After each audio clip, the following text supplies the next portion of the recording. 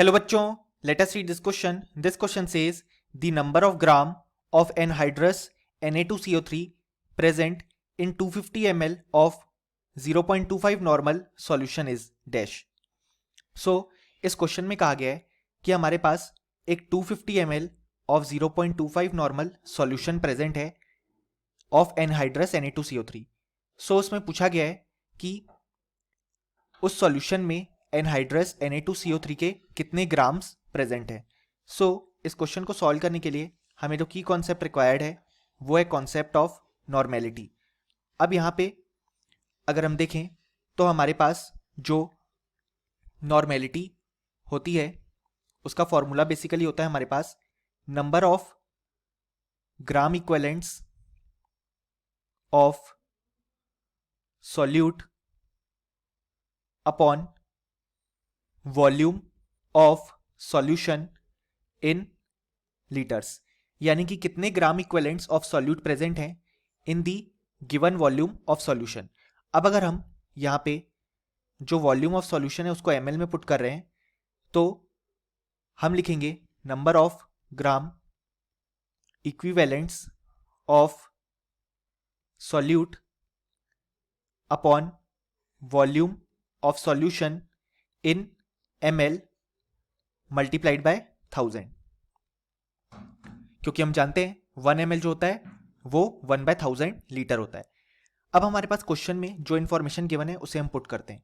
Normality है 0.25, number of gram equivalents of solute हम find out करेंगे जिससे हमारा क्वेश्चन आगे प्रोसीड करेगा, और यहाँ पे वॉल्यूम ऑफ सॉल्यूशन हमारे पास गिवन है 250 ml मल्टीप्लाइड बाय यहाँ पे 1000. सो अगर हम इसे रीअरेंज करें तो हम लिख सकते हैं number of gram equivalents of solute जो हमारे पास आ जाएगा वो आ जाएगा यहाँ पे 0.25 मल्टीप्लाइड बाय 250 अपॉन 1000. सो ये आ जाएगा 0.25 अपॉन 4.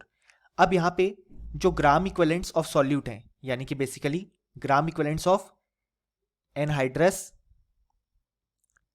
Na2CO3, क्योंकि यहाँ पे वही सॉल्यूट होगा, उसको हम लिख सकते हैं नंबर ऑफ मोल्स किसके, एनहाइड्रस Na2CO3 के, मल्टीप्लाइड बाय उसका एन फैक्टर. ये होता है हमारे पास नंबर ऑफ ग्राम इक्विवेलेंट्स का फॉर्मूला. ये आ रहा है इक्वल टू 0.25 अपॉन 4. अब आगे प्रोसीड करने के लिए सबसे पहले हमें एनहाइड्रस Na2CO3 का एन फैक्टर फाइंड आउट करना होगा. सो हम देख सकते हैं कि एक सॉल्ट है और हमारे पास हम जानते हैं कि सॉल्ट के लिए जो एन फैक्टर होता है वो होता है इधर equal to total charge on cation या फिर टोटल चार्ज ऑन एनायन, और उसका हम मॉड लेते हैं क्योंकि एनायन पे चार्ज नेगेटिव होता है तो हम उसका मॉड्यूलस लेंगे या बेसिकली पॉजिटिव वैल्यू लेंगे क्योंकि एन फैक्टर कभी भी नेगेटिव या जीरो नहीं हो सकता. सो यहाँ पे जो कैटायन बनेगा वो होगा 2Na+ और एनायन CO3 2-. सो हम देख सकते हैं कि जो एन फैक्टर आ रहा है वो कैटायन से देखें तो 2 × 2+1 यानी कि 2, और एनायन से देखें तो भी 2 ही आ रहा है, यानी कि इस केस में जो एन फैक्टर है वो है 2.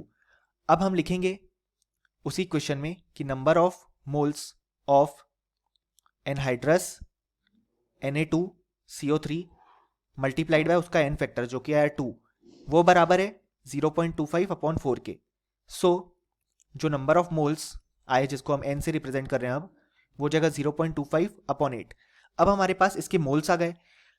अब हम जानते हैं कि जो हमारे पास मोलर मास आया है Na2CO3 का वो आ जाएगा 23 × 2 for sodium plus 12 for carbon plus 16 × 3 यानी कि 48 फॉर ऑक्सीजन.